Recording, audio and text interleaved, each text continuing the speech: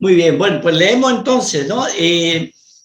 24, 9, 24 en adelante, 70 semanas están determinadas sobre tu pueblo y sobre tu santa ciudad, para terminar la prevaricación y poner fin al pecado y expiar la iniquidad, para traer la justicia perdurable y sellar la visión y la profecía, y ungir al santo de los santos. Sabe, pues, y entiende que desde la salida de la orden para restaurar y edificar a Jerusalén hasta el Mesías príncipe, habrá 7 semanas y 62 semanas. Si en total, 69 semanas, ¿vale? Se volverá a edificar la plaza y el muro en tiempos angustiosos. Y después de las 62 semanas se quitará la vida al Mesías, mas no por sí. Y el pueblo de un príncipe que ha de venir destruirá la ciudad y el santuario, y su fin será con inundación. Y hasta el fin de la guerra durarán las devastaciones. Vale, y decíamos que ya a partir de ahí se nos habla acerca de una última semana, que completaría las 70 y dice, y por otra semana confirmará el pacto con muchos. A la mitad de la semana hará cesar el sacrificio y la ofrenda. Después, con la muchedumbre de las abominaciones, vendrá el desolador, hasta que venga la consumación y lo que está determinado se derrame sobre el desolador.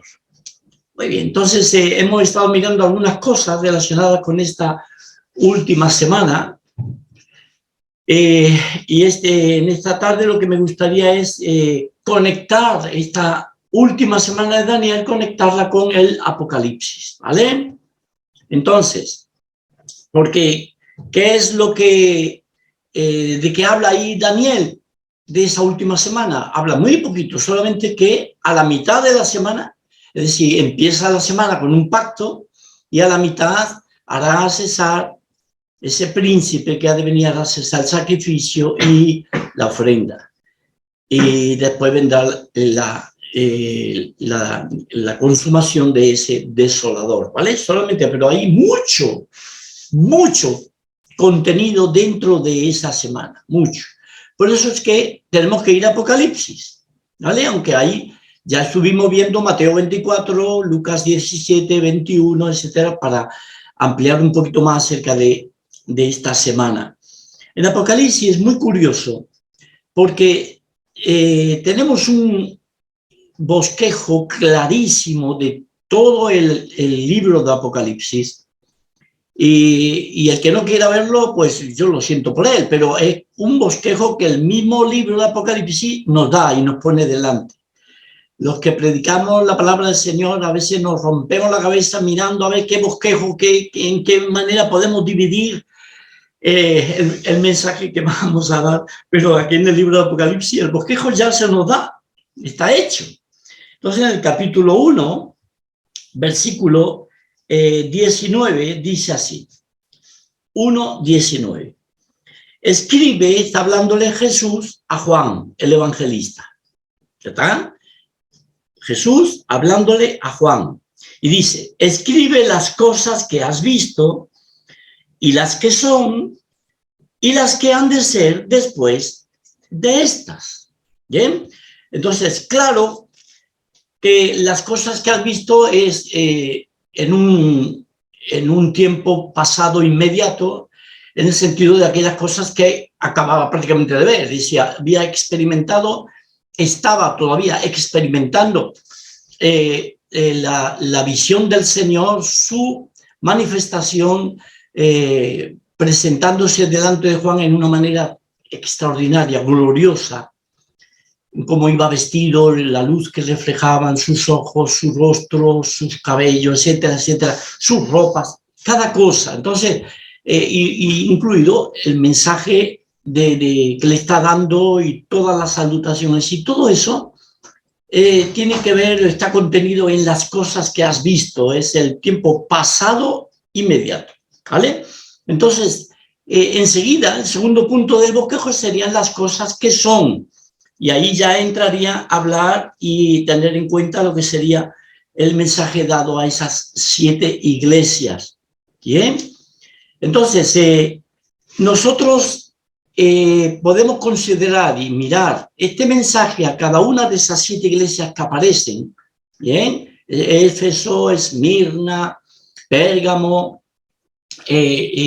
Tiatira, Sardis, Filadelfia, Laodicea. Cada una de estas iglesias tienen un mensaje particular, directo,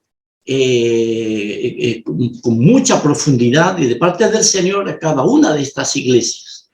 Y podemos entender el mensaje, por supuesto, históricamente, localmente, en donde estaban esas iglesias, de acuerdo a su problemática, sus necesidades, lo que el Señor pensaba o decía cada una de ellas, etc. Todo eso literalmente, tranquilamente lo podemos tomar. Ningún problema, debemos de tomarlo así. Pero ¿qué ocurre? Que hemos de ver más allá de lo que ven nuestros ojos o podemos entender de forma literal todo el texto del capítulo 2, capítulo 3 de Apocalipsis. Como consecuencia, o debido, mejor dicho, debido a este bosquejo que el mismo Señor nos da. Porque si no lo tenemos en cuenta, entonces no vamos a entender ese punto clarísimo y muy importante en cuanto al tiempo también que es marcado en cuanto a las iglesias. ¿De acuerdo? Entonces, el último punto del bosquejo es las cosas, como dice, las que, está hablando de cosas también, ¿no? Y las que han de ser después de estas, ¿vale? Entonces, cuando vamos al capítulo 4, dice la palabra del Señor, capítulo 4 desde el versículo 1. Después de esto, una vez que acaba el mensaje a la última iglesia local de la Odisea, cuando acaba, enseguida en el capítulo 4 encontramos esto. Después de esto miré y he aquí una puerta abierta en el cielo. Y la primera voz que oí, como de trompeta, hablando conmigo, dijo, sube acá y yo te mostraré las cosas que sucederán después de estas. Es decir, después de, como dice en el bosquejo, de las cosas que son. Las cosas que son eran las cosas anteriores a las cosas que serían después de estas. De manera que una vez que terminan las cosas que son, es decir, el mensaje a las 7 iglesias, el Señor comienza a mostrarle a Juan las cosas que sucederían o que sucederán después de esta, es decir, de las que son, lo anterior que ha estado hablando. ¿De acuerdo? Entonces, si nosotros nos quedamos solamente con la última iglesia, mensaje a la última iglesia, o si quieres, todas las iglesias, en un mismo tiempo, en la zona de Asia Menor, como dice las iglesias de Asia, etcétera, como dice Apocalipsis, y nos quedamos ahí nada más, y no vamos más para allá, y no lo conectamos con el último punto del bosquejo de Apocalipsis, entonces no se puede entender. ¿Por qué? Pues porque las cosas que sucederían después de estas, es decir, de las que son, pues viene a mostrarle el Señor a Juan enseguida y las cosas que pasarían después, en el sentido de que no cronológicamente después, porque no tendría ningún sentido. Todas las cosas que aparecerán en Apocalipsis no ocurrieron en el siglo I, en el cual está en el contexto, está ocurriendo o está pasando esos mensajes a las 7 iglesias. Espero que me vayan entendiendo, y creo que sí, ¿vale? Es decir, si las cosas que sucederán después de estas tienen que ver cronológicamente enseguida del mensaje a las 7 iglesias, no tienen ni pie ni cabeza, porque todo lo que va a venir a partir del capítulo 4, todo lo que vamos a ir viendo, está dentro, va a quedar dentro de la última semana de Daniel, es decir, la 70ª semana de Daniel. ¿Por qué? Porque mirando toda esa parte de Apocalipsis, y estoy hablando desde el capítulo 4 al capítulo 19 incluido, todo ese pasaje de Apocalipsis es la última, son eventos que ocurrirán en la última semana de Daniel. Por eso es tan importante estudiar toda esa parte de Apocalipsis, porque está totalmente ligado en conexión con la última semana de Daniel. Entonces, necesariamente ese mensaje en cuanto a las cosas que son, es decir, esas 7 iglesias locales, tiene que trascender más allá del problema histórico local, momentáneo, es decir, de cuando el Señor le está dando los mensajes, tiene que trascender y ir más allá. ¿Por qué? Pues porque una vez que termina la última iglesia, la de la Odisea, enseguida encontramos las cosas que ocurren y que Juan ve en esa levantada al cielo, donde sube acá y yo te mostraré las cosas que sucederán después de estas. Y fíjense qué curioso. En Apocalipsis capítulo 3, cuando termina el mensaje a la iglesia de la Odisea, dice, yo, versículo 19, yo reprendo y castigo a todos los que amo, sé pues celoso y arrepiéntete. Aquí yo estoy a la puerta y llamo, si alguno oye mi voz y abre la puerta, entraré a él y cenaré con él y él conmigo. Al que venciere, le daré que se siente conmigo en mi trono, así como yo he vencido y me he sentado con mi Padre en su trono. Entramos en el capítulo 4. Y después de esto miré y aquí una puerta abierta en el cielo. Después de esto miré y he aquí una puerta abierta en el cielo, y la primera voz que oí como de trompeta hablando conmigo dijo, sube acá y yo te mostraré las cosas que sucederán después de estas. Y al instante yo estaba en el espíritu y he aquí un trono establecido en el cielo y en el trono uno sentado. Fíjense que hermoso el contexto con el mensaje a la última iglesia de la Odisea. Y en el trono uno sentado. Y el aspecto del que estaba sentado era semejante a piedra de jaspe y de cornalina, y había alrededor del trono un arco iris semejante en aspecto a la esmeralda. Y alrededor del trono había 24 tronos, y vi sentados en los tronos a 24 ancianos, vestidos de ropas blancas con coronas de oro en sus cabezas. Y sigue refiriendo Juan las cosas que le fueron dadas para que él viera. Ahora, estos 24 ancianos, cuando vamos al capítulo 5, podemos ver claramente de quiénes se tratan. Capítulo 5 dice, versículo 7, y vino y tomó el libro de la mano derecha del que estaba sentado en el trono. Sí, Dios Padre dándole el libro a su Hijo, el Señor Jesucristo, que aquí aparece como el Cordero, como inmolado, de pie en medio del trono, y en medio de los 4 seres vivientes, y en medio de los 24 ancianos. Y dice, y cuando hubo tomado el libro, los 4 seres vivientes y los 24 ancianos se postraron delante del Cordero. Todos tenían arpas y copas de oro llenas de incienso, que son las oraciones de los santos.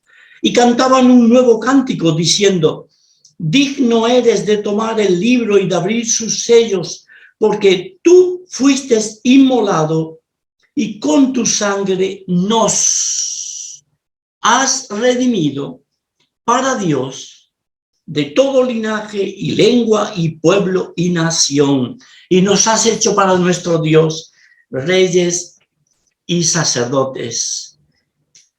En el capítulo 1, cuando Juan está hablando, haciendo la introducción del Apocalipsis, dice Juan a las 7 iglesias, etcétera, capítulo 1, versículo 5, y de Jesucristo es testigo fiel, el primogénito de los muertos y el soberano de los reyes de la tierra, al que nos amó y nos lavó de nuestros pecados con su sangre y nos hizo reyes y sacerdotes para Dios, su Padre. A él sea gloria e imperio por los siglos de los siglos.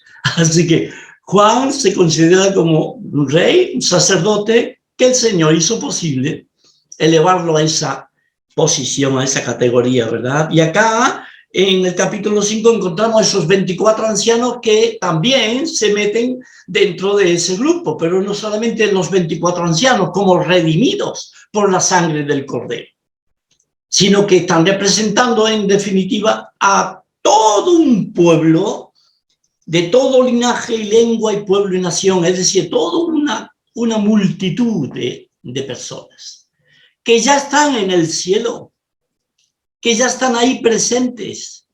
El mismo Juan, de forma tan extraña, Juan estaba en la tierra, en la isla de Patmos, cuando recibe esta visión, o todas estas visiones que después se conformarían en el Apocalipsis. El mismo Juan, seguro, él se estaría viendo ahí. No sé si será uno de los 24 ancianos. No lo sé, porque no lo dice la Biblia. Pero que estaba ahí, estaba ahí. Él lo estaba viendo toda esa multitud de redimidos, porque el Señor lo estaba llevando siglos más adelante de lo que estaba pasando, lo que pasaría en el cielo, con todas aquellas escenas que encontramos acá, capítulo 4, capítulo 5. Entonces, vemos claramente de que hay toda una hilación de las cosas que has visto, las cosas que son la iglesia, pero la iglesia, más allá del mensaje local, histórico, literal, a cada una de esas iglesias locales, claramente vemos que hace toda una hilación, es decir, llegamos hasta la última iglesia, inmediatamente las cosas que se le dicen a esa última iglesia, la Odisea, está en conexión con las cosas que sucederán después de estas, es decir, de las que son. Entonces, muy bueno que veamos esto, porque vemos claramente por deducción, como digamos, por eliminación, encontramos de que lo que nos queda acá a partir del capítulo 4 ya es el tiempo preparado, determinado para esa última semana. Y en esa última semana lo que encontramos ya a partir del 4 hasta el 19 son las cosas que estarán pasando en el cielo y las cosas que pasarán o estarían pasando en la tierra. Es decir, Juan es llevado a mirar el cielo y a mirar la tierra. De pronto se le lleva al cielo para que mire cosas que él debía de contemplar, ver, y después ponerlo por escrito, y después es llevado a la tierra. Y así él es continuamente en el libro de Apocalipsis. ¿Vale? Pero lo que encontramos en todo ese pasaje es precisamente con relación o el tiempo dispuesto por Dios para esa última semana de Daniel. ¿Y cómo sabemos eso? Pues muy sencillo. Y leyendo todo el pasaje y nos damos cuenta de que los eventos que ocurren, las cosas que pasan, las expresiones, todo está ligado a la última semana de Daniel, las cosas que encontramos en el mismo libro de Daniel, los evangelios, tesalonicenses, está en conexión, todo en conexión. Las cosas que pasarán. Luego, lo que ocurre es que en el Apocalipsis, como es el libro de las últimas cosas, la consumación de todo, pues resulta que es donde está mejor explicado todo con detalles de una cosa y otra, y otra, y otra. Por eso son tantos capítulos. ¿Bien? Y por eso también es el libro que más cita del Antiguo Testamento encontramos en el Nuevo Testamento, justamente en el Apocalipsis. ¿Vale? Entonces es muy importante que notemos esto. Capítulo 4, capítulo 4, toda esa visión que se le da a Juan de ese trono, y vemos ahí a Dios, Dios Padre, sentado en su trono, rodeado de ángeles, multitudes, los 4 seres vivientes, los 24 ancianos, todos adorando al Padre, adorando al Creador de los cielos y de la tierra, dándole la gloria, la alabanza.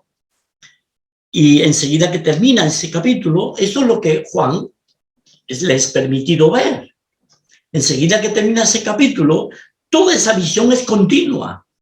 No hay un tiempo determinado por medio, no, esto es continuo, ¿vale? Y es inmediatamente después de que se da el mensaje a la última iglesia.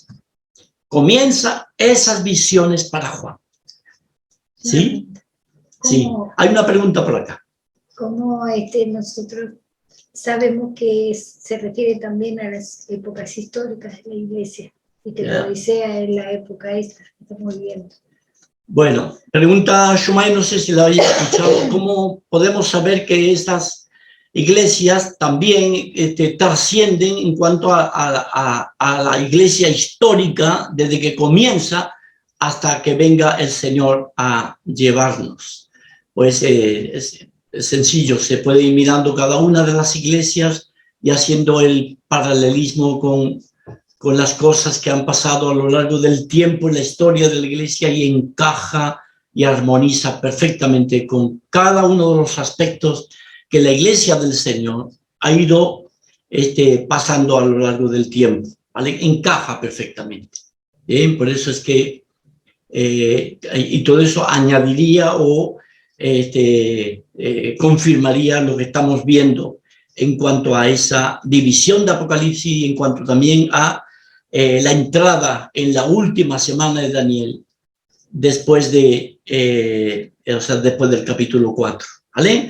Una visión de el trono de Dios, la visión de los tronos alrededor, la visión del espíritu en el sentido de estos 7 espíritus que están delante del que está sentado en el trono, los espíritus que recorren la tierra.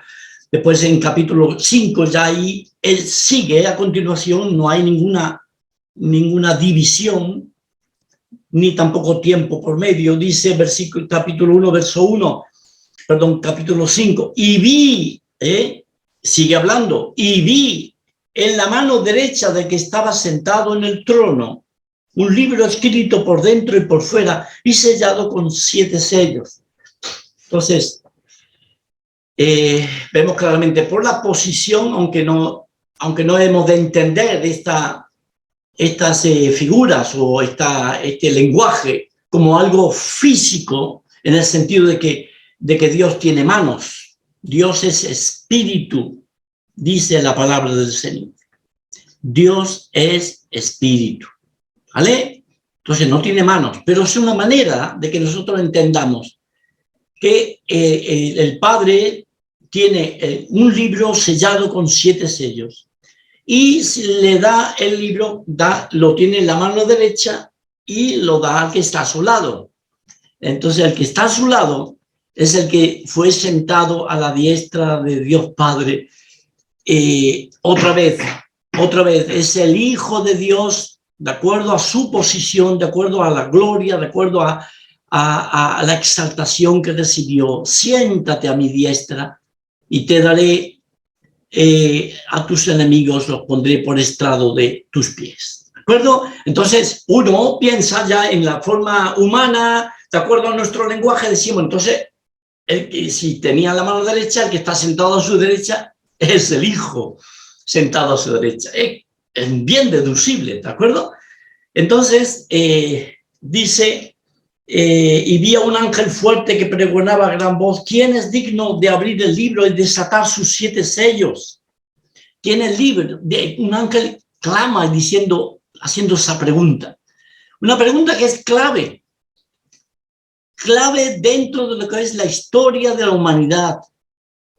Clave en el sentido de las cosas que debían de consumarse, aclararse, las cosas que debían de llegar a explicarse, tenían que concluirse, llegar a su fin. Si no se abre este libro y no se desatan esos 7 sellos, las cosas que han pasado a lo largo de los siglos desde Adán y Eva en este mundo hubieran quedado colgando sin explicación, sin tener sin haberse hecho justicia en el sentido de dar el pago a los que merecen pago y la gloria a los que deben de estar en la gloria.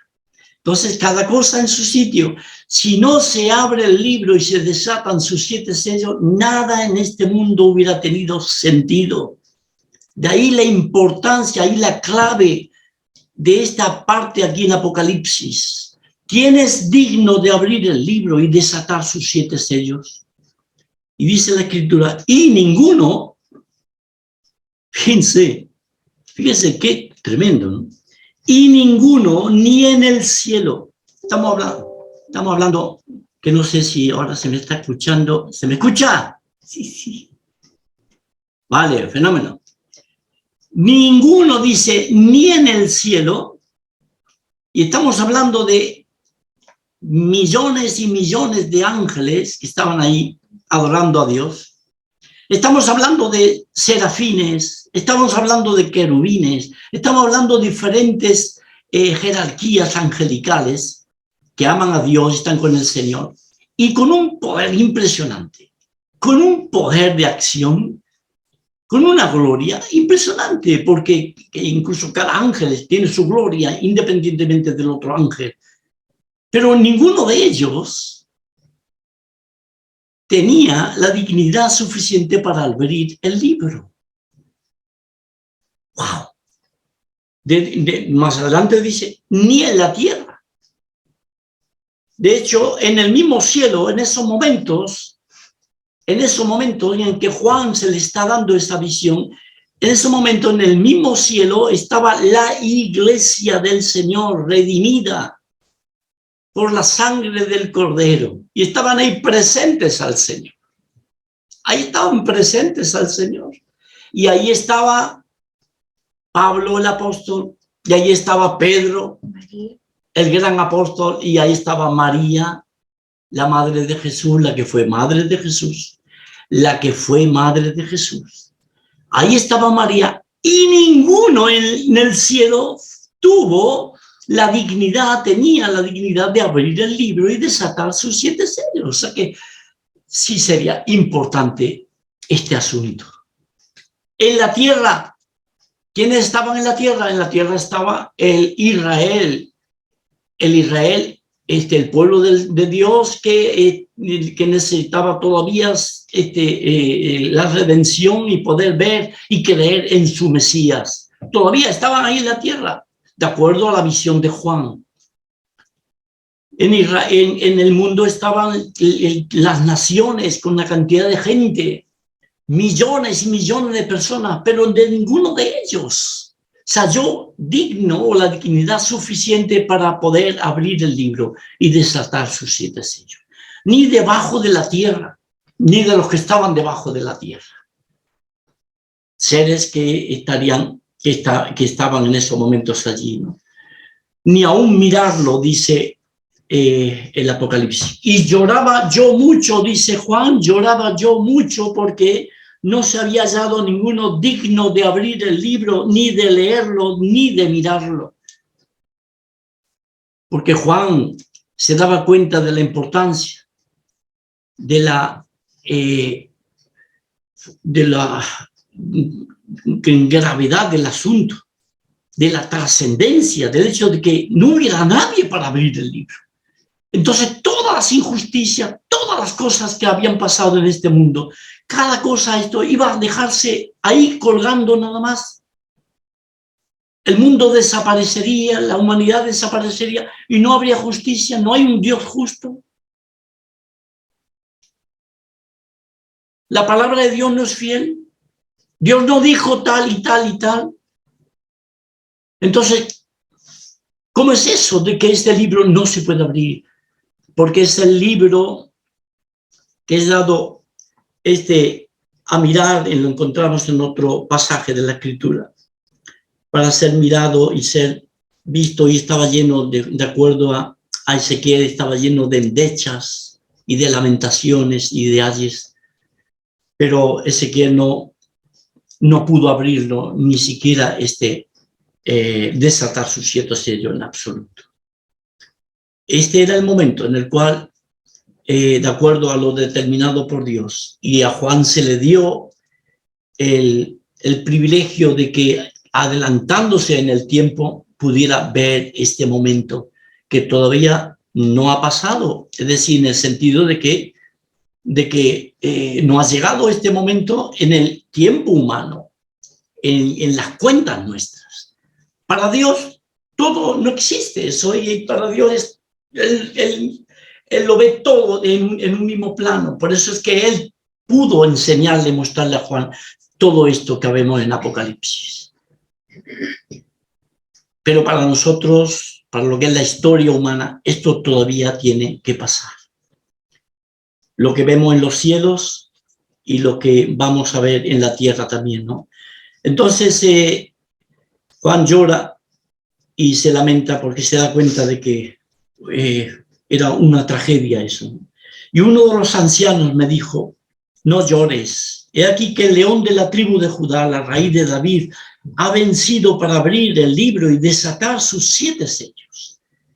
Y miré y vi que en medio del trono y de los 4 seres vivientes y en medio de los ancianos estaba en pie un cordero como inmolado, que tenía 7 cuernos y 7 ojos. Y a mi entender, estas características están perfectamente relacionadas con esa dignidad de abrir el libro y desatar sus 7 sellos. Los cuernos, siempre en la escritura se están refiriendo, sobre todo en Apocalipsis, en los libros proféticos, en Ezequiel, en Daniel, Zacarías. Los cuernos es símbolo de poder, de fortaleza. Y el Cristo, el Cordero como inmolado, es el que puede abrir el libro y desatar sus 7 sellos. Ninguno podía, no era digno, pero Él es el que puede hacerlo. Por eso 7 cuernos y 7 ojos, porque es el único que es digno, porque es capaz de mirar, de saber, de conocer, de desentrañar y de tener delante de su mirada todo. Es digno porque el mismo Padre dice en el Evangelio de San Juan que le había placido darle el juicio al Señor Jesucristo, al Hijo. Todo el juicio le ha sido dado al Hijo. Sale de las mismas palabras de Jesús, todo el juicio. Y cuando vas a Timoteo, cuando Pablo está escribiendo a Timoteo, dice claramente ya casi al final de la epístola, pero mirad cómo dice, ¿verdad? Te encarezco delante de Dios y del Señor Jesucristo, que juzgará a los vivos y a los muertos en su manifestación y en su reino. Es el único que puede juzgar, está capacitado, digno para abrir el libro y desatar sus 7 sellos. Entonces, a partir de ahí, una vez que recibe que el Hijo toma el Cordero como inmolado, toma el libro de la mano derecha del que estaba sentado en el trono, que es su Padre, y comienza a recibir toda esa adoración de esas multitudes, no solamente de los redimidos, sino también de millones y millones de ángeles, como dice en el pasaje. Inmediatamente después, ya en el capítulo 6, encontramos: vi cuando el Cordero abrió uno de los sellos y oí a uno de los 4 seres vivientes decir como con voz de trueno: ven y mira. Y miré y aquí un caballo blanco, y el que lo montaba tenía un arco y le fue dada una corona y salió venciendo y para vencer. Cuando abrió el segundo sello, oí al segundo ser viviente, y ahí comienza el Señor Jesús, el Cordero, comienza a abrir cada uno de los sellos. Y con la apertura viene todo el desarrollo de los eventos que pasarían en estos momentos. Unos en la tierra y otros en el cielo. ¿De acuerdo? Termina la apertura de los sellos y con el último sello comienza a tocarse las trompetas, pero son también trompetas de juicio. Los sellos nos hablan de plagas, nos hablan de cosas muy fuertes que van a pasar sobre la tierra. Termina la apertura de los sellos y con el último, después enseguida comienza el toque de 7 trompetas, son trompetas de juicio. Y cuando termina el toque de la última trompeta, después esto es todo cronológico, es decir, una cosa sucede a la otra en el sentido de que va en sucesión, va una cosa siguiendo la otra. Y lo último son 7 copas de la ira de Dios que están preparadas para ser derramadas, pero no va a ser siguiendo un orden antojadizo. Está escrito que va a ser así, en ese orden. Primero, a la apertura de los sellos. Segundo, inmediatamente después del toque de las trompetas y después del derramamiento de 7 copas de la ira de Dios. ¿Vale? Entonces, cuando vamos viendo cada uno de esos eventos, nos vamos dando cuenta cómo está dentro de, encaja perfectamente con esa última semana de Daniel. 7 años, ¿vale? Acuérdense que a la mitad de esa semana, es decir, a los 3 años y medio, habrían cambios, habrían cosas que pasarían. No es lo mismo las cosas que van a pasar antes de esos 3 años y medio a las cosas que pasarán después. De hecho, se denomina el tiempo de tribulación a los 3 años y medio primeros y se denomina tiempo de gran tribulación a los 3 años y medio que siguen a continuación, porque va a ser terrible para el pueblo de Israel. Terrible. ¿Vieron? Así que dentro de todas esas plagas o castigos que van a venir sobre la tierra, en medio de la apertura de los sellos o a lo largo de los toques de las trompetas o de los derramamientos de las copas de ira, vemos intercalado eventos que van a ocurrir con los que viven o los que moran en la tierra. De una manera muy particular y muy directa, el enfoque está hacia el pueblo de Israel, hacia los judíos, los israelitas. Dentro de esa semana encaja perfectamente con Daniel, porque se le dice que 70 semanas están determinadas para tu pueblo y para tu santa ciudad, es decir, Israel y la capital, Jerusalén. Y la última semana está dentro de las 70 semanas, luego que también es para Israel. Entonces, cuando vamos a ese pasaje de Apocalipsis, del capítulo 4 al capítulo 19, es las naciones, todo lo que ocurre en la tierra, las naciones e Israel. Las naciones e Israel. Y va a llegar un momento en el que se van a introducir algunos personajes en la tierra y será a partir de los 3 años y medio segundos de la semana.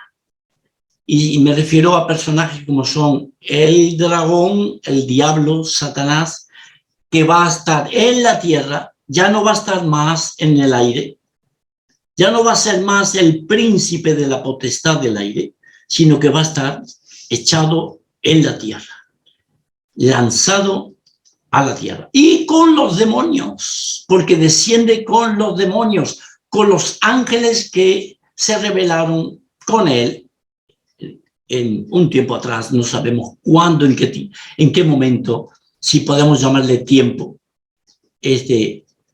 Probablemente estaríamos hablando de eternidad, cuando ellos estaban solos, no había tierra, no había humanidad, etcétera, ¿vale? Entonces, encontramos eso que estamos hablando.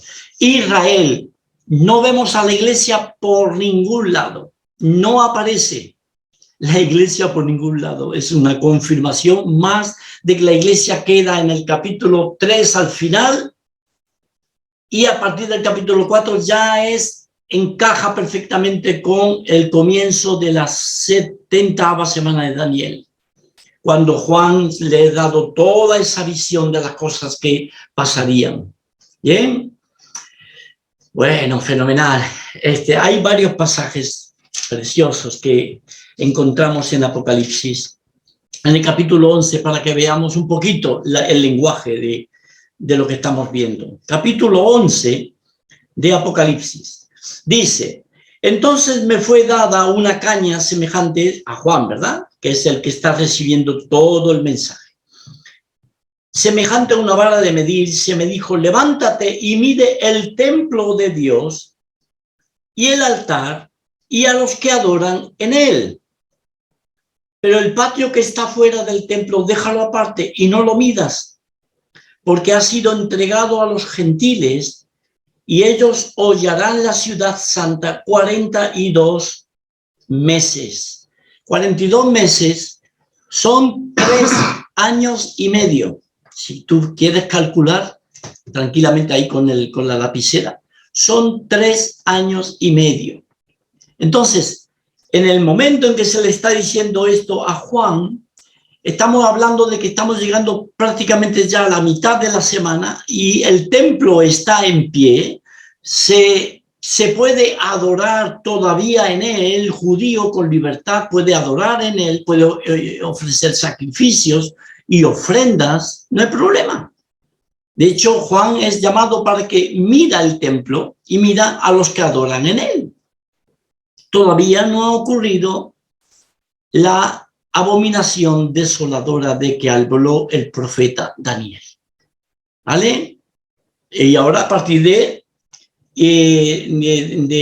enseguida después dice, lo que está fuera no lo midas, lo que está aparte, porque ha sido entregado a los gentiles y ellos hollarán la ciudad santa 42 meses, sí, 32 meses, perdón, 3 años y medio estarán pisoteando en una manera ya, podríamos decir, como el clímax, estarán pisoteando la ciudad santa de Jerusalén, ¿vale? Y al final de esos 3 años y medio, sería ya el colmo, ya sería, es decir, ya termina todo, porque sería hasta el tiempo de los gentiles. Jesús, en el Evangelio de Lucas, decíamos la semana pasada, que los gentiles hollarían la ciudad santa hasta el tiempo de los gentiles. Entonces, estos 3 años y medio serán los últimos, porque después ya no podrán hacer más. Sería el tiempo final del dominio gentil sobre la tierra. ¿Vale?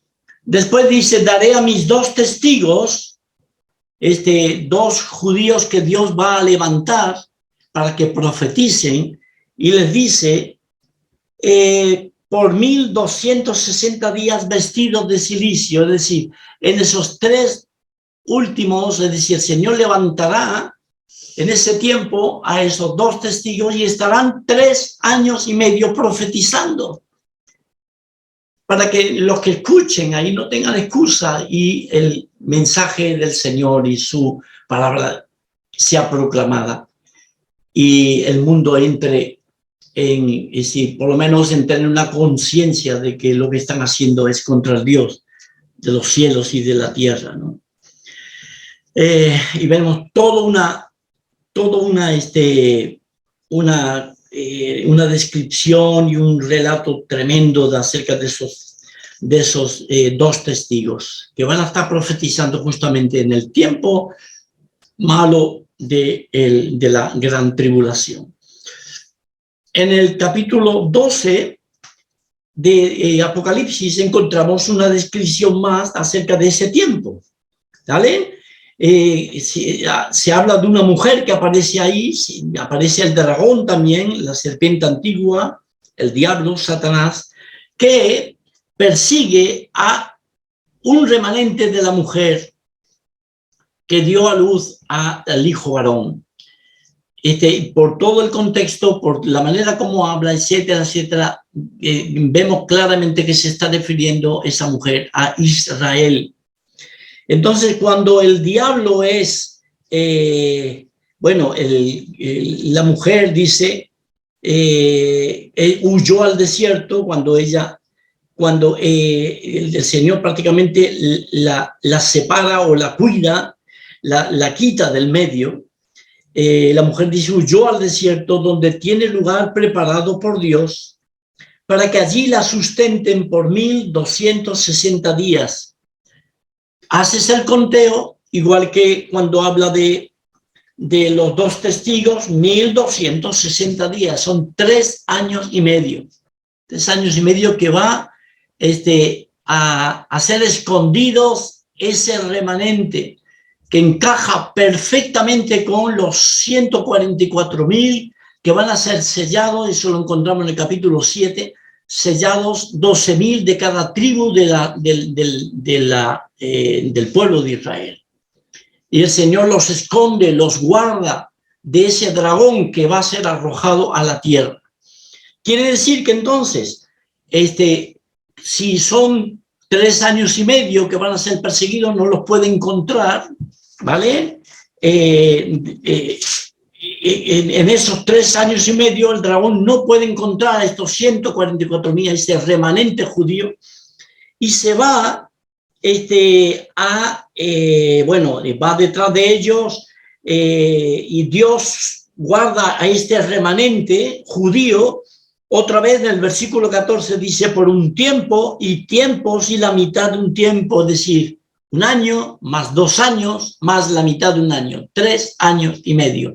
Son diferentes maneras de darnos el conteo de esa mitad o del conteo de la semana última de Daniel. Años, 2 años, un tiempo, 2 tiempos y la mitad de un tiempo. Ese es el tiempo que van a ser escondidos. El diablo no va a poder hacer nada con ellos, si bien va a querer destruirlos. Pero dice la Escritura que como el dragón se llenó de ira contra la mujer y se fue a hacer guerra contra el resto de la descendencia de ella, es decir, el resto de los israelitas que estaban en la tierra. Se fue a hacer guerra para destruirlos. Bien, estos como no eran un remanente en el sentido de que iban a ser guardados, etcétera, como ese grupo especial que el Señor saca del medio, pues sin duda que va a hacer mucho daño a toda esa descendencia de la mujer, ¿no? Los que serán judíos. Así que vemos cómo por un lado por otro se van dando estos tiempos. En otra ocasión, otra vez Juan ve a una bestia en el capítulo 13 que se le muestra y tal, y otra vez vemos a bestia actuando en un tiempo determinado, donde a ella se le da autoridad.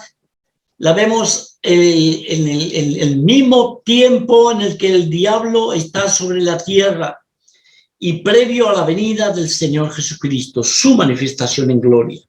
Capítulo 13, versículo 5 dice, también, hablando de esa bestia, también se le dio boca que hablaba grandes cosas y blasfemias, y se le dio autoridad para actuar 42 meses, 3 años y medio, y abrió su boca en blasfemias contra Dios para blasfemar de su nombre, de su tabernáculo y de los que moran en el cielo.